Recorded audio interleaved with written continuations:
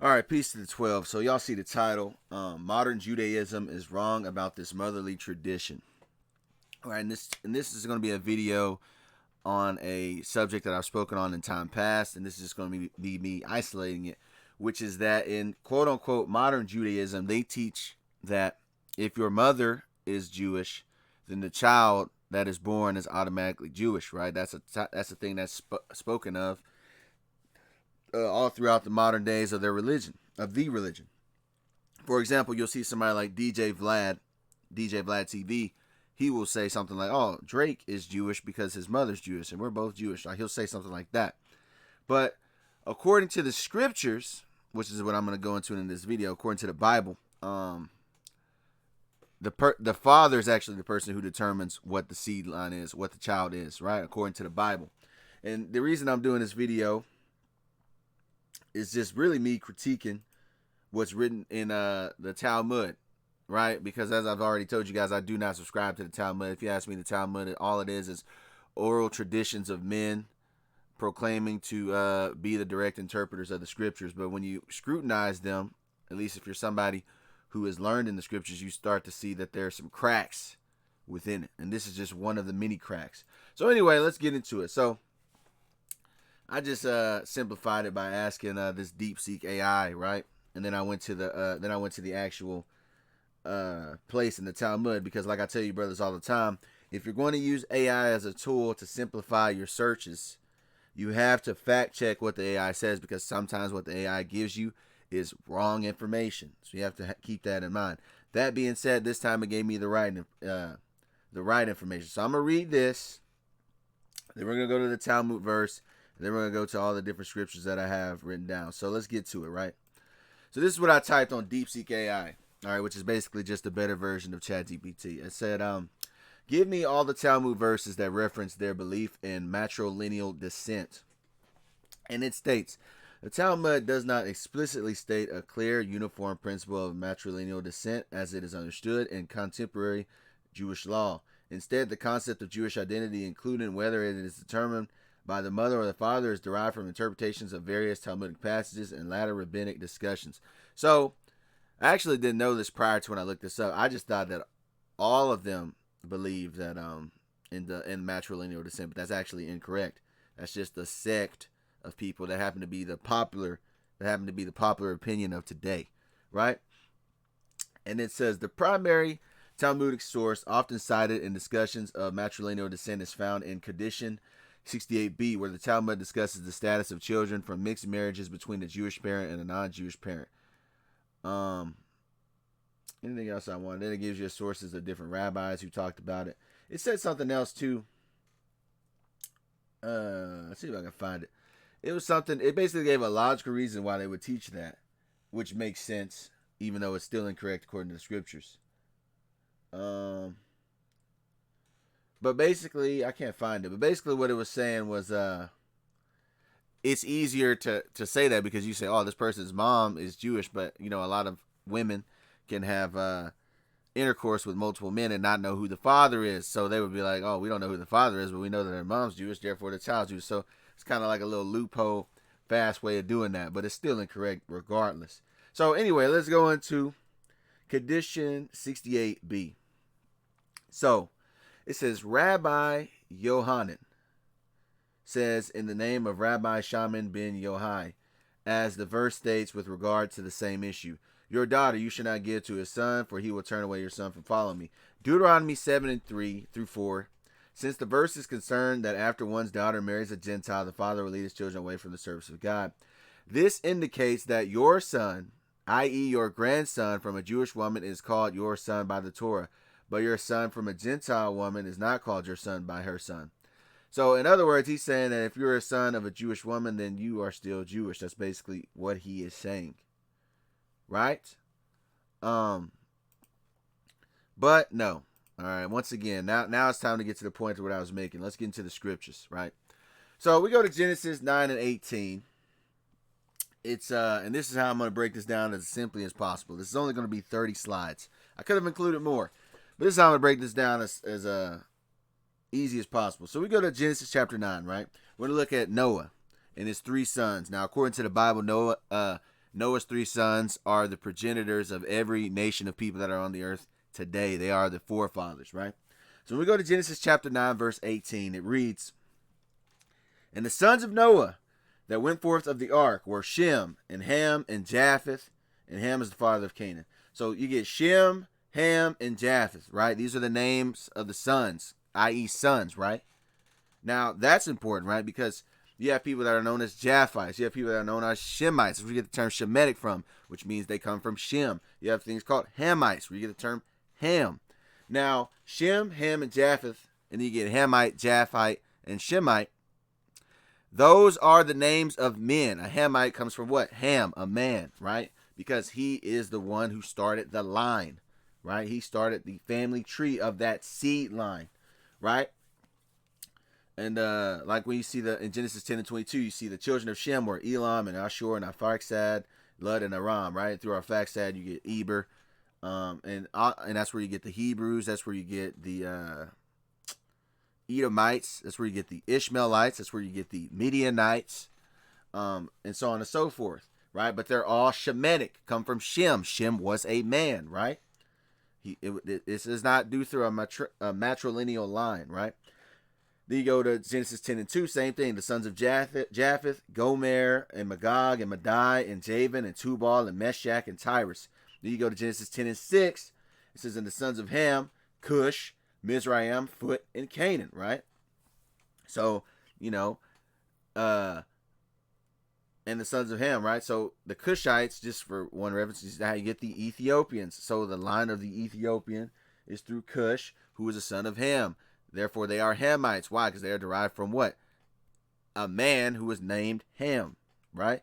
Because the father, it's all through patrilineal descent, not matrilineal descent.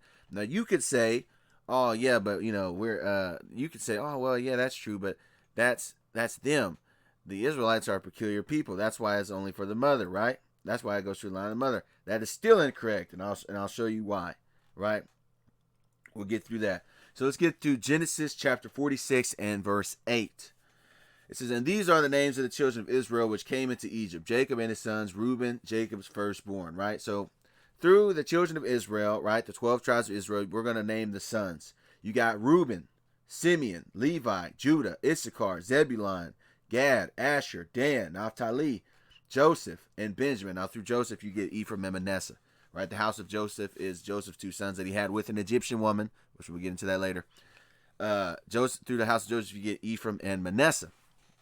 So, right, these are all the names of men of the children of Israel: Reuben, Simeon, Levi, Judah, all there. These are men, sons.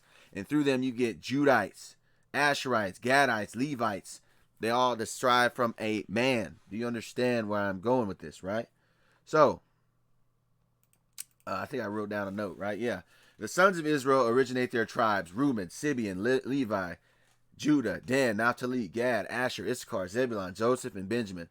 And through them you get the Reubenites, Simeonites, Levites, Judites, Danites, Naphtalites, Gadites, Asherites, Issacharites, Zebulunites, Benjamites, and Joseph's sons, Ephraim and Manasseh," right?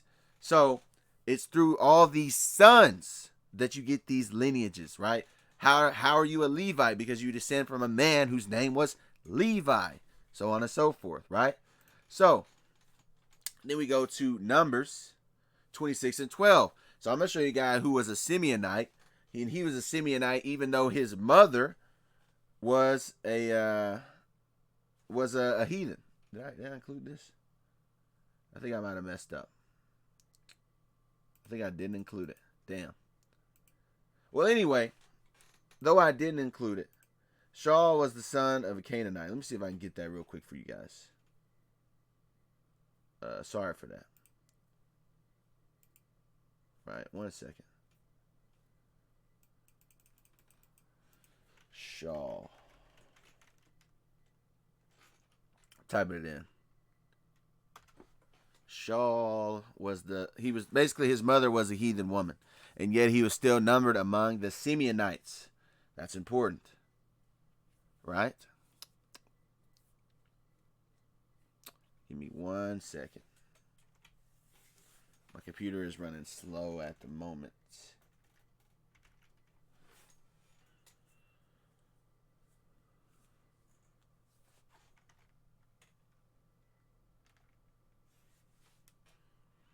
Okay, here we go, right?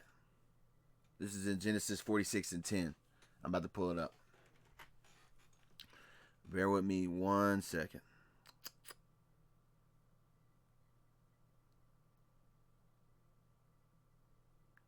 It was in Genesis 46 and 10. Right? So, let's pull this right here real fast. Put this here. Alright, so you go to Genesis chapter 46 and 10. It says, and the sons of Simeon were Yemuel, Yemen, Ohad, Yakin, Zohar, and Shaul, the son of a Canaanitish woman. Right? So Shaul was the son of a Canaanite woman. Right? Yet he was still numbered among the Simeonites. We learned about that in Numbers chapter 26 and verse 12. And what is Numbers anyway? The book of Numbers is about what? Numbering the children of Israel. Who gets what? And who is who. And how many there were, right? So we go to Numbers 26 and 12. It says, the sons of Simeon after their families. So these are the sons of the Simeon. In other words, these are the Simeonites. You have after their families of Nemuel, the family of the Nemuelites, of Jamin, the family of the Jaminites, of Yakin, the family of the Yakinites, of Zerah, the family of the Zarites, of Shaul, the family of the Shaulites. These are the families of the Simeonites, 20 and 2,200. So Shaul, who was the son of a Canaanitish woman, Shaul was still numbered among the families of the Simeonites. He was still considered a Simeonite. That's because the father determines the lineage, according to the scriptures. That's the point that I keep making, right? And as I put in the notes, right? So Shaul was numbered among the Simeonites and even had a distinct tribe amongst them, despite being born of a Canaanite mother, right? And that goes to the scripture in Numbers chapter 1, verse 18, which reads, and they assembled all the congregation together on the first day of the second month, and they declared their pedigrees after their families by the house of their fathers. So their pedigree was established for their families by the house of their fathers. That's patrilineal descent, according to the number of the names from 20 years old and upward by their polls, right? So let's continue on. Let's deal with Joseph. Like I told you guys, the house of Joseph, which would be the Ephraimites and the Manassites. Ephraim and Manasseh, the sons of Joseph that he had with an Egyptian woman, right? Again, Joseph was a child of Israel. Therefore, his children were Israelites, and they became two members of the 12 tribes of Israel. Understand that, right? We go to Genesis 41 and 50. It says, and unto Joseph were born two sons before the years of famine came, which Asenath, the daughter of Potiphar, priest of On, bare unto him, right? So Joseph had two sons with an Egyptian woman. We go to Genesis 46 and 20. It says, and unto Joseph in the land of Egypt were born Manasseh and Ephraim, which Asenath, the daughter of Potiphar, priest of On, bare unto him. So Asenath was the wife of Joseph, and she bare his two sons. She was an Egyptian, right? Her father's name was Potiphar. He was an Egyptian. He was an Egyptian priest of On, right? And despite all of that, Joseph had two sons with her, and they were still numbered among the children of Israel by the house of Joseph. You understand, right? Joseph had two sons from an Egyptian woman, and they were directly connected to the 12 tribes of Israel in the form of the house of Joseph, which means they were still considered Israelites because the Bible tells us that our God put a difference between the Egyptians and the Israelites. So that's important to know because they were still numbered among the children of Israel, even though he had a child with an Egyptian woman. That's important to know because the Most High put a difference between us. That's in Exodus chapter 11 and verse 7. But against any of the children of Israel shall not a dog move his tongue against man or beast, that ye may know how that the Lord Yahawah doth put a difference between the Egyptians and Israel. So the Most High put a difference between the Egyptians and the Israelites. And despite that, Joseph's sons were numbered among the children of Israel, though he had a child with an Egyptian woman. Once again, proving that patrilineal descent is the right thing to go by. Right? We can even, now let's look at the laws for royalty, right? And the laws of Deuteronomy, it establishes how someone can even be king over us, right? Deuteronomy chapter 17 and verse 15. And I'm going to start at 14. When thou art coming onto the land which the Lord Yahawah thy God giveth thee, and shalt possess it, and shalt dwell therein, and shalt say, I will set a king over me, like as all the nations that are about me. Check this. It says, thou shalt in any wise set him king over thee, whom the Lord Yahawah thy God shall choose. One from among thy brethren shalt thou set king over thee. Thou mayest not set a stranger over thee, which is not thy brother. So it was illegal according to the scriptures. It was illegal. You understand? It was illegal to have a foreigner who was not an Israelite to even be set king over us in our land. It was illegal. Right? Why do I mention that? Because you're going to find out that we had a king by the name of Rehoboam, right? Who was the son of Solomon. Rehoboam was the son of Solomon and an Ammonite woman. Right? An Ammonite is a non-Israelite. And yet he was still able to be set as king over Israel, which would mean that he was still considered an Israelite despite his Ammonite mother. That's important to know. So let's get into that. Let's go to 2 Chronicles. I mean, it talks about it multiple times, but let's just go to what I have highlighted. 2 Chronicles chapter 12, verse 13. It says, so King Rehoboam strengthened himself in Jerusalem and reigned. For Rehoboam was 140 years old when he began to reign, and he reigned 17 years in Jerusalem, the city which the Lord had chosen out of all the tribes of Israel to put his name there, and his mother's name was Naamah, an Ammonitess. Right? So Rehoboam was king over Israel. You understand? He was chosen out of all the tribes of Israel, and he was the son of a mom, and his mom was an Ammonite. Right? So even despite that, his son was still a king of Israel. Why? Because he was still considered an Israelite. That's the point that I'm making. Why? Because his father was an Israelite. You go to 1 Kings 11:43. It says, and Solomon slept with his fathers and was buried in the city of David, his father, and Rehoboam, his son, reigned in his stead. Right? So Rehoboam became the person who reigned in his stead. He was the son of an Ammonitess woman. You go to 1 Kings 14:31. It says that Rehoboam slept with his fathers and was buried with his fathers in the city of David, and his mother's name was Naamah, an Ammonitess, and Abijam his son reigned in his stead. So once again his mother was an Ammonitess, yet he was still able to be king over Israel. All right. So let's continue. And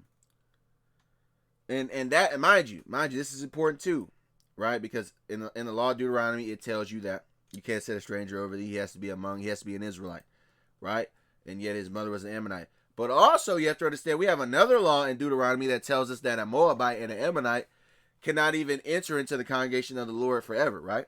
So that means that Rehoboam couldn't have been an Ammonite, because that definitely wouldn't have been allowed. You go to Deuteronomy 23:3, it says, an Ammonite or Moabite shall not enter into the congregation of the Lord Yahawah, even to their 10th generation shall they not enter into the congregation of the Lord Yahawah forever.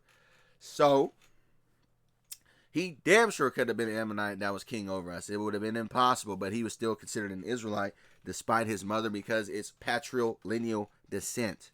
All right, my point is already made. I'm just getting extras, man. So I even wrote it down in my notes. So Rehoboam was the son of an Ammonite woman, and yet he still was chosen to be the king over the Israelites, which once again proves that the father determines the race.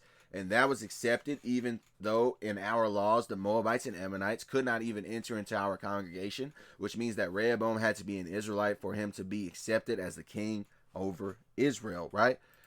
Then we go to Ezra chapter 2 and verse 59. It really goes back to Numbers 1 and 18, because in Ezra 2 and 59 it says, and these were they which went up from Tel-Melah, Tel-Harsa, Chereb, Aden, and Immer.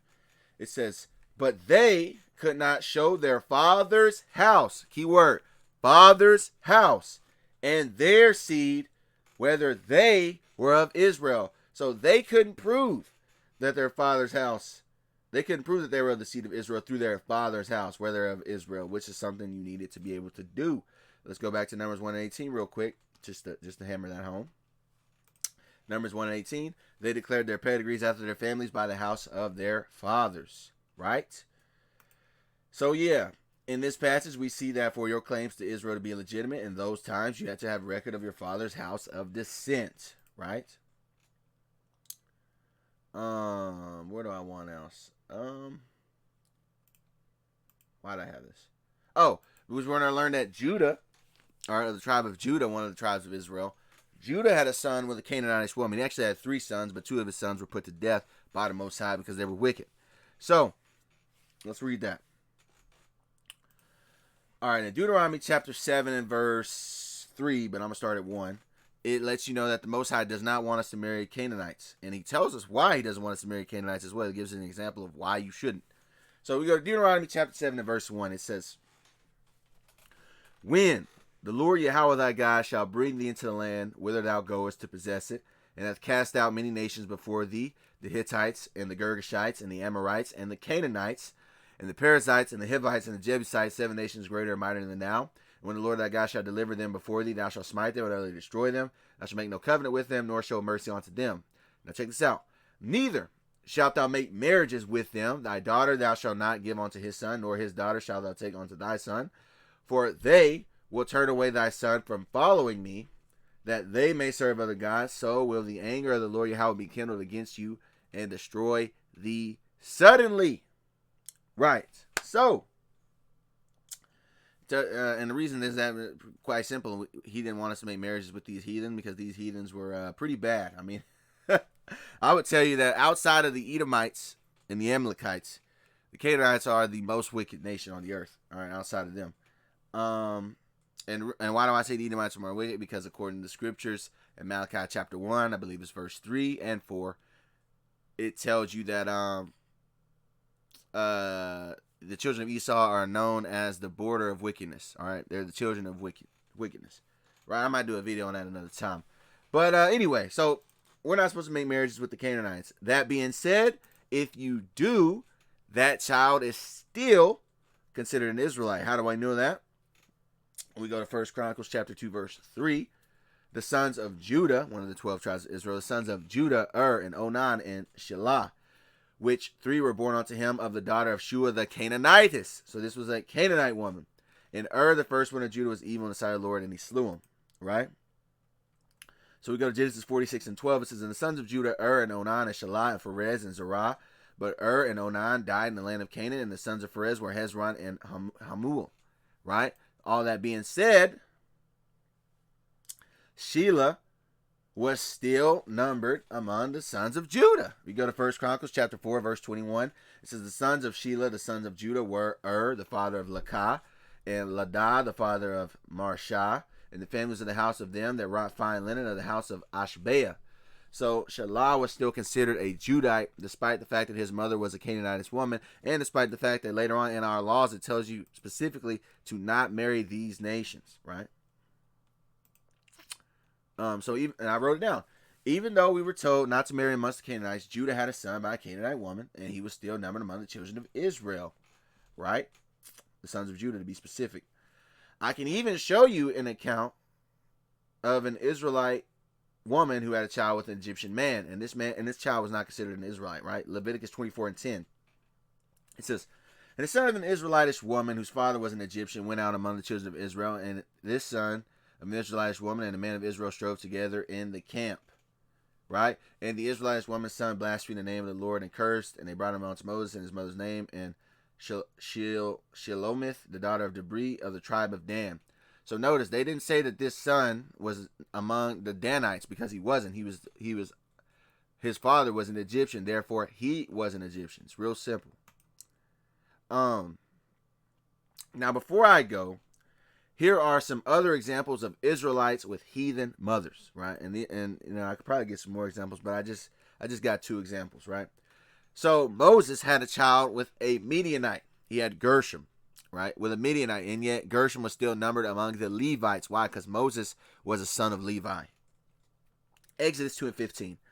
Now when Pharaoh heard this thing, he sought to slay Moses, but Moses fled from the face of Pharaoh and dwelt in the land of Midian, and he sat down by a well.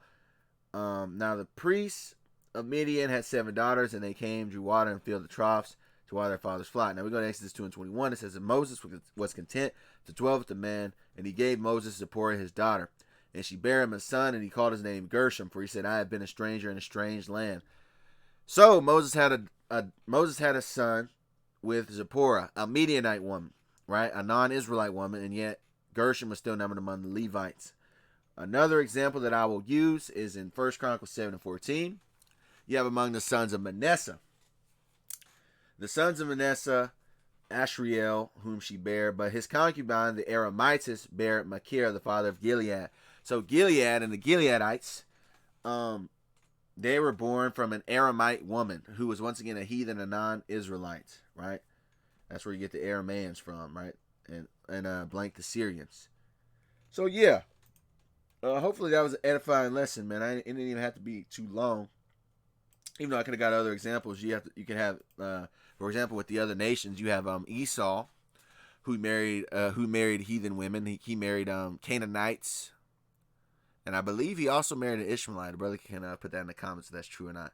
But yet his children were still Edomites, right? So despite whatever heathen women he married, his children were still considered Edomites, because again, the father determines the descent in any nation, according to Scripture. So, anyways, with that, man, that's what they get wrong about this motherly tradition. And with that, I want to say once again, peace to the 12. I want to give all praises, honor, and glory to the Heavenly Father, the Most High, Yahawah, in the name of His only begotten Son, yahawashi. Yahawah is the name of the Heavenly Father, who the world commonly calls God. And yahawashi is the Savior of the nation of Israel, who the world commonly calls Jesus Christ. And I want to say shalom, which means peace. To you people that are out there listening and learning, you brothers that's doing this work in truth and sincerity, and to you elders that's been doing this thing before me, man. I'm going to go ahead and sign on out. I'm gone. Peace.